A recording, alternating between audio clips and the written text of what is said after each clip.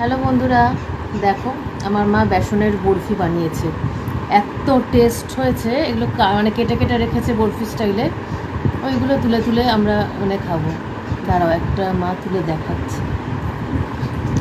ছুরি দিয়ে করো, পারবে তুলতে?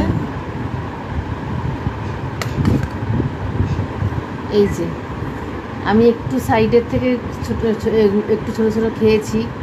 এত টেস্ট হয়েছে বন্ধুরা, কি বলবো, মানে মনে হচ্ছে ভাত খাবো না। আমার মা না এরকম ঘরে বসে বসে না এরকম টুকটাক বানায়, ঠিক আছে, নিজের মন থেকে বানায়। এখন তো ইউটিউব এসছে, স্মার্টফোন এসছে। আমার মা বরাবরই এগুলো করতো।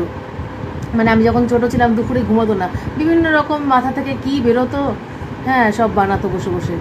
তোমরা কে কে খাবে চলে এসো, ঠিক আছে। ভীষণ টেস্ট হয়েছে, মিষ্টিটা লাইট হয়েছে, কড়া মিষ্টি নয়। এত সুন্দর, জাস্ট মানে আমি সব কিছু পারি না করতে, সত্যি কথা বলতে। আমার মা এত ভ্যারাইটিস জিনিস জানে, আমার দ্বারা হয় না এই সমস্ত।